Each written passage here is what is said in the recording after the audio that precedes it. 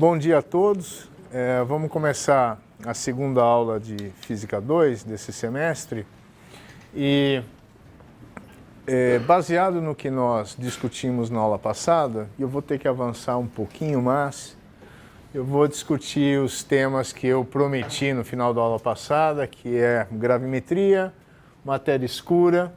Daí nós vamos pular para um tópico novo, que é energia potencial gravitacional. Afinal de contas, a força gravitacional é uma força conservativa, então vou poder ter um potencial associado. E com isso a gente vai estudar a expansão do universo, que afinal de contas foi o Prêmio Nobel de Física do ano passado. Ok? Para começar, revendo a aula passada, que é o exemplo mais simples do princípio de superposição, ou seja, eu tenho a força de atração gravitacional sobre uma massa, não devido a uma outra massa única, mas sim de duas massas. Nós resolvemos esse problema, mas eu tenho que corrigir um erro que apareceu. Essa aqui é o último slide, o penúltimo slide da aula passada. E neste resultado aqui, por um caso de alta simetria, ou seja, que as duas massas eram iguais, e daí a massa teste aqui estava numa linha, ao fim de uma linha Z, exatamente no meio, ou seja, B igual a A. Eu fui importando esses resultados daqui e aqui apareceram 3 meios, né? E aí ficava uma coisa esquisita, né? Porque se eu fizesse análise dimensional naquela hora, eu teria visto que a força de atração gravitacional tem que ser proporcional a 1 sobre uma distância ao quadrado. Nós temos Z aqui em cima, se tivesse 3 meios aqui, furava. Então, recado ótimo para todos. Nunca esqueçam de fazer análise dimensional quando vocês terminaram de resolver um problema. Pode acontecer um erro crasso, como esse meu da aula passada, que eu acabo de corrigir agora. Muito bem. Agora, esse problema aqui, eu vou pensar em mais uma simplificação, que tem a ver com esse caso de baixo. Eu vou colocar esta partícula aqui exatamente nesta linha que une as outras, massa M2 e massa M1, exatamente no meio, ok? Que é esse caso aqui. Ora, qual que é o resultado deste problema? O resultado desse problema é o seguinte: se as duas massas azuis são iguais, ele está numa situação de equilíbrio ao longo do eixo X. Se eu coloco ela um pouco para cima, eu estou olhando isso no plano, aqui eles estão no plano da Lua. Se eu coloco essa massa M para cá, mas ainda ao longo do eixo, perpendicular ao plano da tela, ora, as forças que nem nós vimos no caso anterior, na direção X, vou chamar essa direção de X, se cancelam e eu tenho uma força na direção Y em direção à tela, ok? Eu fiz o seguinte, eu simplesmente peguei este desenho assim e virei para cá, ok? Muito bem. Então, agora o que acontece se eu colocar mais um par de massas? Vai acontecer exatamente a mesma coisa. Nesta direção aqui, as duas forças se cancelam e eu tenho mais uma soma de uma componente apontando para a tela. E se eu colocar mais uma, e mais uma, e mais uma, e mais uma, e mais uma, e mais uma? Exatamente a mesma coisa. Cada par vai cancelar as forças no plano da lousa, as componentes das forças no plano da lousa, e eu vou ter uma soma, toda sempre na mesma direção e sentido, em direção ao centro aqui. Ok? E se eu agora fizer a extensão óbvia de pensar num anel contínuo de massa? E eu quero saber a atração gravitacional de um anel contínuo de massa. Muito bem. Esse é um exemplo simples, talvez o mais simples que a gente possa imaginar, de uso de simetria. Se eu for ao dicionário, significa correspondência de posição, de forma, de medida em relação ao eixo entre os elementos de um conjunto ou entre dois ou mais conjuntos. É um conceito fundamental em física, mas por favor não decorem essa definição de dicionário.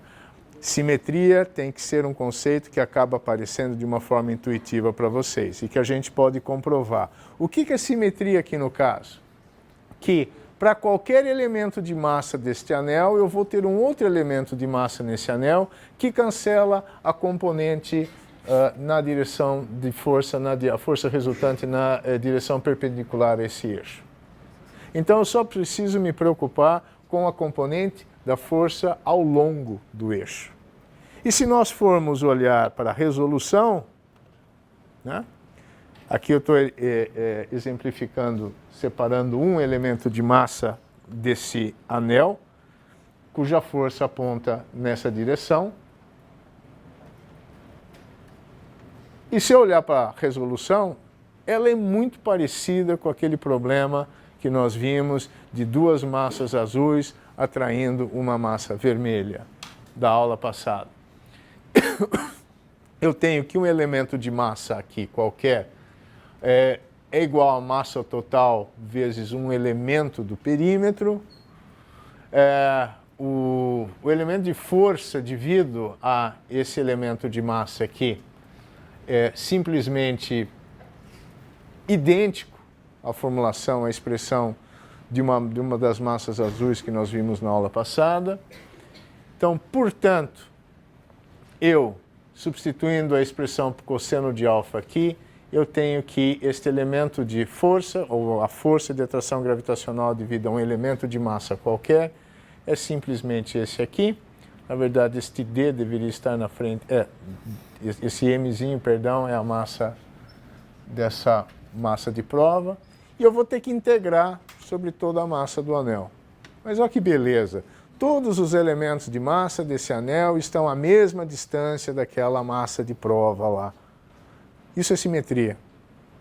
Então, a integral sobre todos os elementos de massa, na verdade, a resposta para esse caso nós já temos aqui.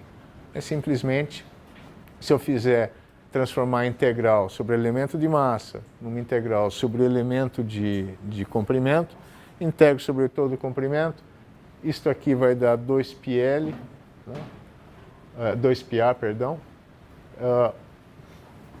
e boa, eu tenho a massa total. Ok? Bom, existem problemas mais intrincados usando simetria. Esse, como eu falei, talvez seja um dos elementos mais simples e que dá um resultado bonito, que a gente poderia explorar em conversas depois, que é, olha a expressão desta força aqui. Na verdade, tem um sinal menos aqui, tem uma dependência com a distância aqui embaixo, mas olha esse Z aqui em cima. Isso aqui é um parente de F igual a menos Kx, que é uma força restauradora, força de mola, que é uma força restauradora que vocês conhecem desde o ensino médio. Então, se eu tenho essa massa aqui em cima, eu tenho uma força apontando para baixo, à medida que se aproxima do anel, essa força diminui. Quando está exatamente no plano do anel, ela é zero. Quando daí, como ela tem uma aceleração, porque sofreu ação de uma força, ele continua para cá, só que agora Z troca de sinal, isto aqui passa então a ser positivo, né? Este menos com esse menos se cancelam e a força começa a ser para cima e nós temos um oscilador, cuja frequência de oscilação eu deixo para vocês pensarem um pouco. Existem vários problemas no livro-texto lidando com essa questão. Agora, um problema realmente fundamental em gravitação é o problema da força de atração gravitacional de uma casca esférica. E esse problema vocês também podem abordar como exercício resolvido. E como é que nós lidamos com isso? Nós temos, então, uma massa aqui, que nem no caso anterior, e está sofrendo uma atração gravitacional de um anel. Eu desenho esta geometria, seleciono essas coordenadas, por quê? Agora, eu tenho que calculei a atração gravitacional do anel, que nós já fizemos no slide anterior, e somo todos os anéis de tamanhos variáveis e distâncias variáveis à massa, mas de uma maneira organizada, compondo uma casca esférica. Okay? Esse problema não é complicado, ele é um pouco longo de resolver, mas está resolvido nos livros textos. E o problema de uma esfera maciça é simplesmente o seguinte, é superposição de cascas esféricas concêntricas. Né? Então, se eu resolvi isso por uma casca externa de uma cebola, eu somo as contribuições de todas as camadas internas da cebola até compor, cebola entre aspas, evidentemente, para compor uma esfera maciça. Ok? Resultados interessantes disso aqui. Um que nós já anunciamos na aula passada. Uma distribuição esférica de massa atrai uma partícula externa como se toda a massa da distribuição estivesse concentrada no seu centro. Tá? E por isso, então, quando nós discutimos a atração gravitacional da Lua, da Terra sobre a Lua, a gente simplesmente, a distância que a gente considera nessa expressão aqui é a distância do centro da Terra ao centro da Lua. Okay? E assim por diante. Bom, e para uma partícula interna? Por exemplo, eu seleciono um volume dentro de uma esfera maciça. E eu gostaria de saber qual que é a atração gravitacional do resto da esfera sobre esse volume. A verdade é que a solução desse problema tomou bastante tempo de Newton. Esse não era tão simples para resolver como o fato de um elemento de massa externo à esfera maciça. Okay? E a solução é obtida com o cálculo da força gravitacional devido a uma casca esférica, aí vocês leem o livro-texto, e a solução desse problema também implica na validade do princípio de superposição, que nós vamos aplicar depois, na verdade, em mais de um exemplo. Mas o sumário do que vocês obtêm fazendo aquele problema de uma casca esférica, mas agora com uma massa de prova dentro da casca, é o seguinte, que a força de atração gravitacional, como nós já vimos, por uma partícula fora da casca esférica, é a nossa velha conhecida. Se essa partícula estiver dentro da casca esférica, opa, esqueci de falar, não tem nada, é só uma casca mesmo. A força de atração gravitacional é zero. A resultante é nula. E isto é simplesmente porque a força de atração gravitacional vai com 1 sobre r ao quadrado. Ok?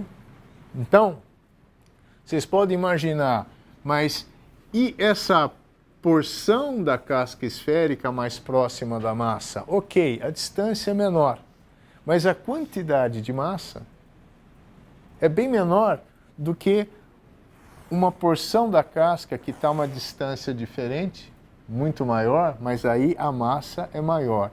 E como massa vai no numerador e a distância vai no denominador, e a quantidade de massa tem a ver com a área da esfera, portanto com r ao quadrado também, então r de baixo ao quadrado de baixo cancela com r ao quadrado de cima, é um argumento mais difícil de visualizar, mas é pura simetria também.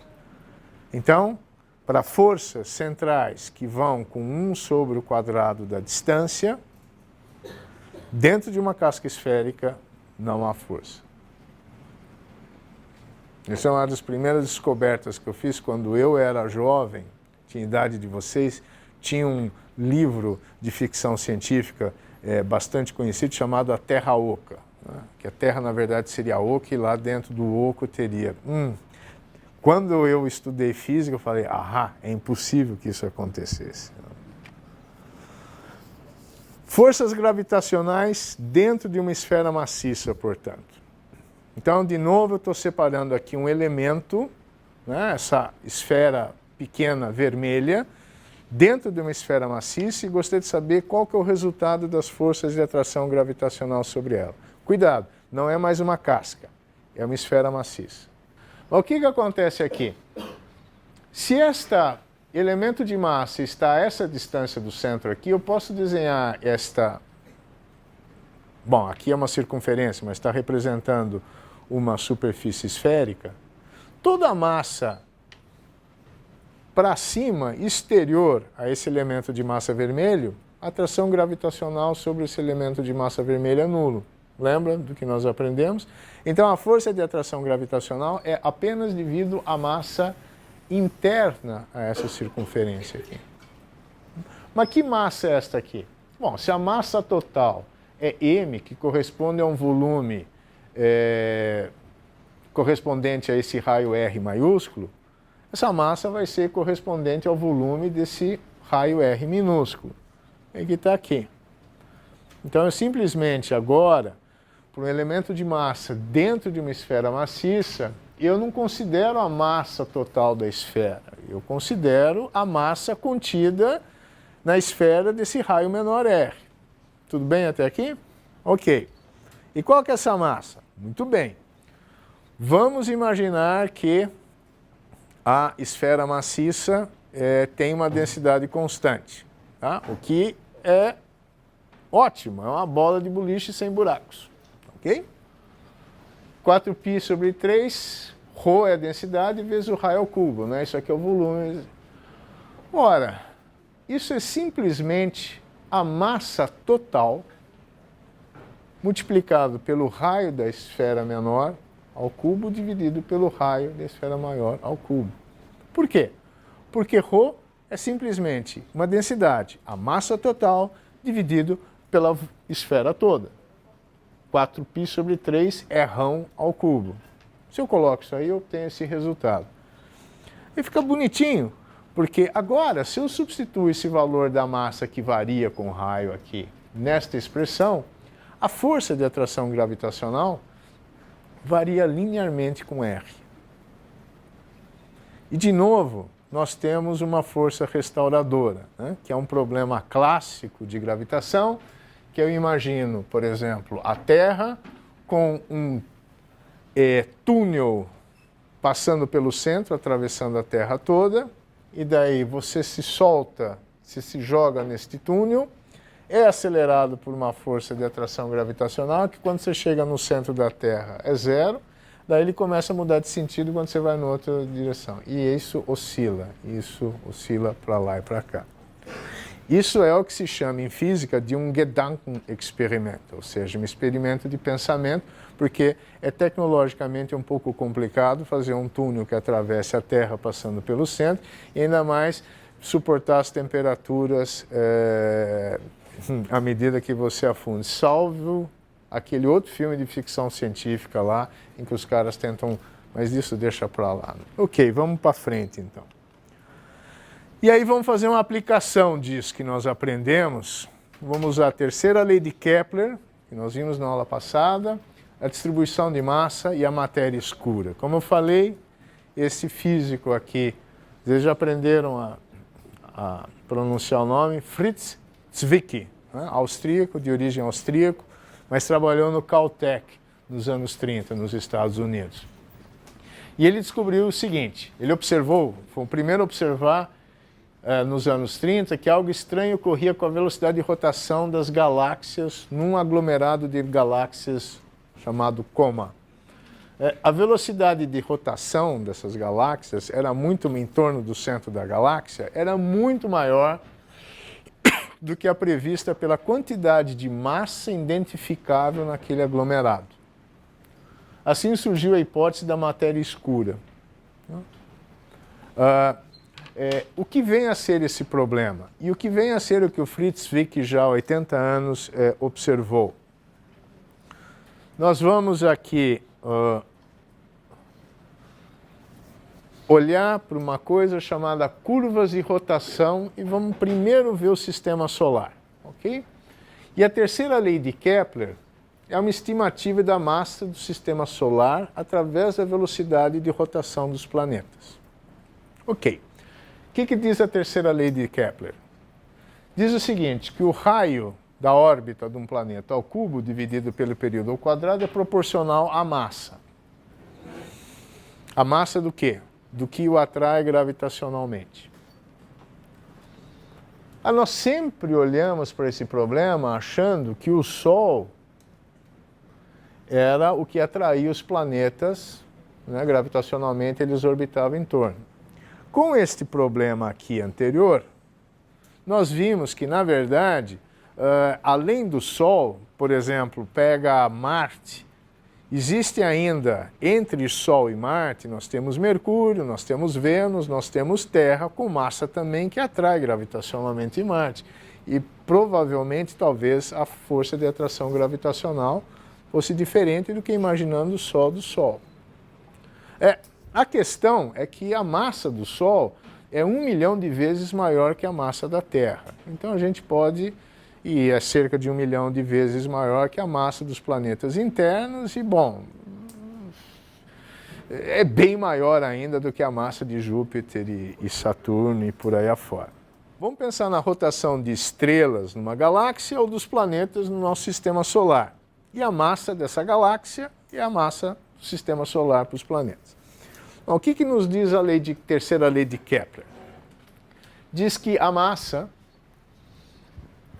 interior à órbita de um corpo que tem um raio de órbita R é isto aqui. Bom, muito bem. Agora, qual que é essa velocidade de órbita de um planeta, por exemplo, no sistema solar? Nós já vimos isso. É simplesmente o perímetro da órbita, né, 2π, raio, dividido por t. Se eu juntar essas duas expressões aqui, veja só, v ao quadrado dá 4π ao quadrado, raio ao quadrado, t ao quadrado. Eu consigo reescrever, juntar essa expressão da velocidade com a massa, responsável por aquela velocidade orbital, nessa expressão aqui. A velocidade ao quadrado, por exemplo, de um planeta girando, é igual à constante universal da graduação, eu ia falar, da gravitação, vezes a massa, dividido pelo raio da órbita. Ou seja, a massa responsável por essa velocidade orbital corresponde a essa expressão aqui. E como eu falei, a massa pode variar com a distância, né? Imagina para a órbita, como o exemplo que eu mencionei de Marte, além do Sol tem Mercúrio, Vênus e a Terra atraindo, né? Ok. Agora, como é que é para o sistema solar? Se nós fizermos um gráfico da velocidade orbital dos planetas, né, cada vez mais distantes em unidades astronômicas aqui do Sol, né, isso aqui é Mercúrio, Vênus, Terra, Marte e assim por diante. Eles seguem esta expressão aqui, olha aqui, essa linha contínua é essa expressão para a velocidade. Ou seja, a massa não varia com a distância, ela é constante.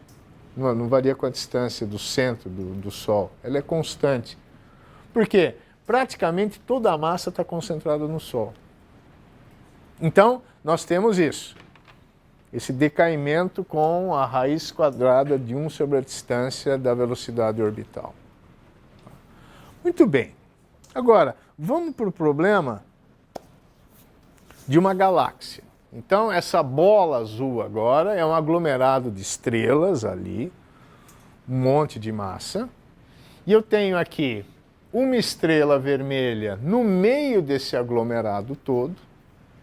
Ok?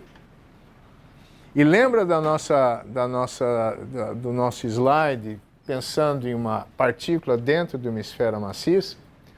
A força de atração gravitacional sobre essa estrela é devido ao que a massa contida nessa primeira superfície aqui tracejada, tomando a expressão da velocidade de rotação, só que agora este m não é o m de toda a galáxia, sim o m das estrelas da massa contida nessa superfície menor, de raio menor. E aí nós temos exatamente um resultado muito parecido, ó, com o da força dentro de uma esfera maciça. A velocidade é linear com r. Agora, para uma estrela lá sobrando fora desse aglomerado, bom, toda a massa está contida ali, correto? nessa galáxia azul.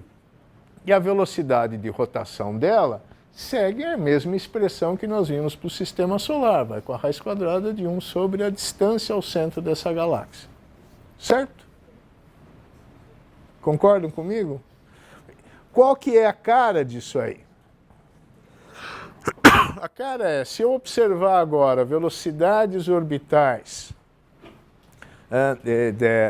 de estrelas em torno de ou de galáxias em torno do centro de um aglomerado de galáxias, o que acontece?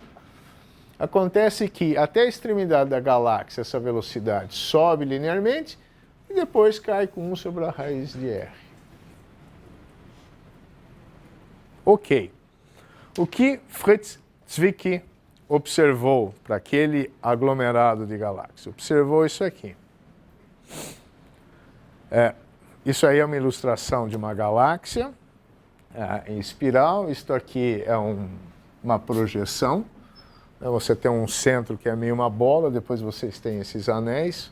O fato de eu não ter uma esfera total, e sim você ter um resto de estrelas como forma de um disco, vamos deixar para lá, é uma complicação que é quantitativa e não qualitativa.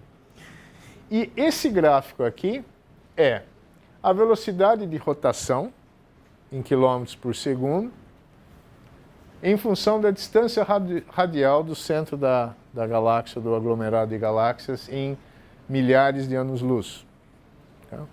Então, olha o que acontece. Para uma estrela aqui dentro, no interior da galáxia, por uma estrela aqui mais para fora, já no disco, para uma estrela completamente fora da galáxia. Corresponde a esses pontos aqui.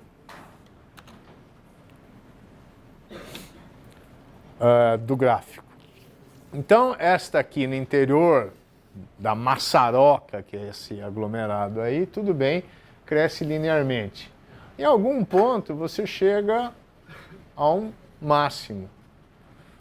Esse máximo acontece aqui e essa dependência tem a ver porque a forma, de fato, não é esférica, né? Tem esse disco ali. Mas para fora da galáxia, devia cair com 1 sobre R, e é proporcional a R. A velocidade é proporcional à distância, perdão. Isso significa que a massa é proporcional à distância. Então tem massa ali que ninguém está enxergando. Ninguém está conseguindo detectar. A única maneira que ela se faz presente é nessa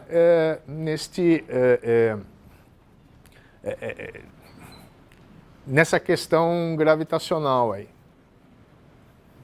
E aí então surgiu a hipótese da matéria escura, né? A única explicação possível seria a presença de uma grande quantidade de matéria escura, que a gente não detecta de outra forma.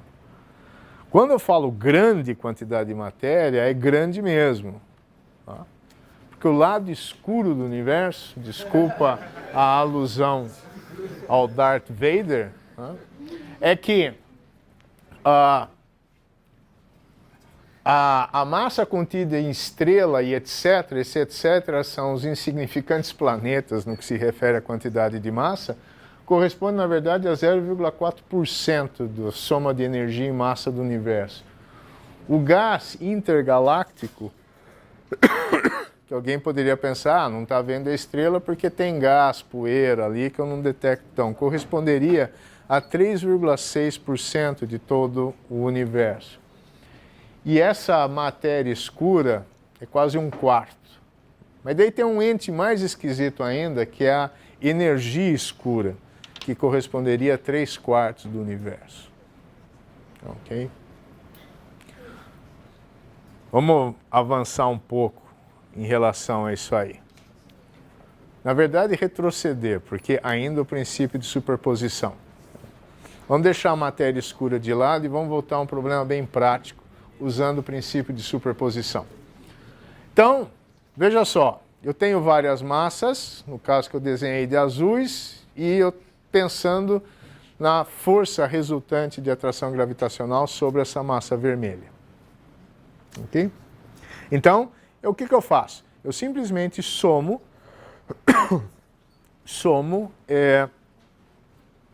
as forças de atração gravitacional de todas essas 3 bolas azuis sobre a bola vermelha. Ok? Vamos pensar um problema um pouquinho diferente. Uma esfera oca dentro de uma esfera maior. Então está lá a esfera azul de raio R. No interior, ela tem uma esfera oca menor, uma bolha de raio R minúsculo. E eu tenho uma massa de prova aqui vermelha a uma certa distância D maiúsculo do centro da esfera maciça e uma distância D minúsculo até o centro dessa esfera oca. Qual que é a força de atração gravitacional dessa esfera com esse buraco sobre essa massa vermelha? O que a gente faz é o seguinte, a gente calcula a força de atração gravitacional devido à esfera maciça sem a bolha. Calcula a força de atração gravitacional daquela esfera menor, só que cheia de massa, em vez de ser uma bolha. E depois subtrai da primeira essa segunda contribuição. O resultado é aparentemente mais intrincado, mas temos que saber ler os símbolos, né? Então, a força de atração gravitacional é menos G, a massa M minúscula aqui fica em evidência. E veja só, D ao quadrado aqui no denominador deste primeiro termo entre os colchetes é a distância entre o centro da esfera grande até a bolinha vermelha. 4π sobre 3, ρ a densidade, vezes o raio da esfera maior, é a massa, portanto, essa força de atração gravitacional, devido à massa maciça completa. E eu estou subtraindo uma esfera cujo centro está D minúsculo dessa bolinha aqui, e que tem a massa 4π sobre 3ρ, R minúsculo ao cubo, que é o volume dessa esfera. Esse é o resultado aí. Bom, evidentemente que se o raio dessa bolha tende a zero, eu volto a ter a esfera maciça e a contribuição desse termo se anula. Evidentemente que se eu colocar isto, for crescendo isto aqui, de repente eu cancelo. Mas esse limite físico, nesse esquema, acaba não acontecendo. Aplicação disso. A aplicação de força de atração gravitacional, princípio de superposição, e desse exemplo aí de princípio de superposição aplicado para uma esfera com uma bolha, com uma esfera oca dentro. É gravimetria. O que significa gravimetria, no caso? É o estudo de pequenas variações de G devido à forma da Terra, que não é perfeitamente esférica, devido à latitude, porque ela é achatada nos polos, não? Variações geológicas locais. Por exemplo, eu tenho só areia e de repente eu tenho lá uma jazida de ferro, uma massa com uma densidade muito maior, portanto uma massa maior ocupando o mesmo volume do que a redondeza. Espessura da crosta terrestre, que pode variar também, do manto e assim por diante. Tem uma descrição sobre isso aqui, sobre como funciona, que é legal, nesse site aqui da Universidade Federal do Rio Grande do Sul. E o que acontece é o seguinte, é simplesmente eu tenho uma massa pendurada numa mola, é um equipamento isolado, muito sensível. Então o que acontece? Se muda a aceleração da gravidade, se aumenta, por exemplo, essa mola é esticada mais um pouco, ao contrário, ela sobe um pouquinho. Esses pequenos desvios aqui, da posição dessa mala, devido à variação de G, dessa massa, devido à variação de G, eu posso medir através de um sistema óptico. E conforme essa esticada e contração da mola, eu posso ter uma ideia de quanto variou G. Essas medidas são com que precisão? Vamos lá. G é da ordem de 9,8 metros por segundo ao quadrado, correto? Isto aqui, a medida usada em gravimetria é um Gauss, em homenagem a Galileu, que é 1 centímetro por segundo ao quadrado. Né? Ou seja, lá estamos falando de 10 metros, aqui estamos falando de 1 centímetro, ou seja, são 3 ordens de grandeza menor. E, em geral, o que se mede de variação de G sobre a superfície da Terra é da ordem de dezenas de miligal. Ok? Então, vamos lá.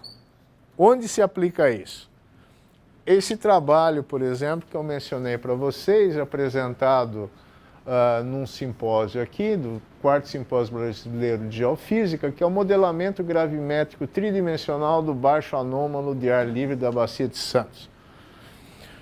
Ou seja, quais são as variações gravimétricas, porque de repente você tem ali um bolsão a uma determinada profundidade que tem uma densidade diferente da área em volta, porque ali você tem gás, petróleo, assim por diante. E, de fato, o mapa que eles mostram aqui não aparece aqui, mas essa variação está em miligal, de menos cerca de 50 até mais um número que aqui eu nem consigo ler, mas são dezenas. Então, diminui e aumenta, conforme a densidade do que está embaixo. E vocês veem que tem um buraco aqui, uma deficiência razoável, comparado com toda esta região aqui, que é exatamente onde outro tipo de estudos localizaram um pré-sal. Não basta só o estudo gravimétrico, você tem que também fazer um estudo de propagação de ondas. Mas isso a gente vai ver lá na frente, no final do semestre. Por enquanto, vamos ficar com esse mapa gravimétrico, que de fato está acusando alguma coisa aqui nessa região. Ok. E essas variações de G são aí na escala de 70 miligal, menor ou da ordem de 70 miligal, entre o máximo o magenta aqui até o azul escuro. Ok. Isso tem a ver, nós temos condições, com o que nós aprendemos aqui, de verificar se isso faz um sentido para nós. A resposta é sim. Tá? E nós vamos fazer o nosso levantamento do pré-sal aqui. Levantamento, evidentemente, entre aspas, né? Porque o pré-sal já está lá levantado, ou seja, já está mapeado. Primeiro a gente vai medir G e vamos catar pedras. Ok? G é simplesmente a constante universal de gravitação vezes a massa da Terra dividido pelo raio ao quadrado. Aí eu isolo a massa da Terra medindo G e sabendo a constante universal de gravitação. Sabendo o raio da Terra, sabendo G, que nós medimos na superfície da Terra, o que a gente obtém é que a massa da Terra é aproximadamente 6 vezes 10 elevado a 24 quilogramas. Ok? O que dá uma densidade média de 5,5 gramas por centímetro cúbico, dependendo do volume da Terra, se eu não errei as contas. A densidade média na superfície, por isso catando pedras, né, que significa, na verdade, uma maneira um pouco deselegante de chamar a coleta de amostras por geólogos, né, de espécies geológicas na superfície da Terra, que você analisa e com isso você consegue mapear uma densidade média do que está perto da superfície terrestre. Né? Se é perto da superfície terrestre a densidade é menor do que a densidade média, significa que no interior da Terra a densidade tem que ser muito maior.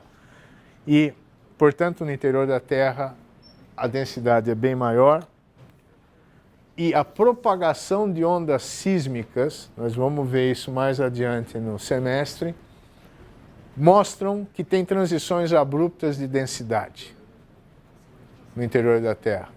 Então, com isso é que se conseguiu identificar a existência de uma crosta, de um manto e de um centro.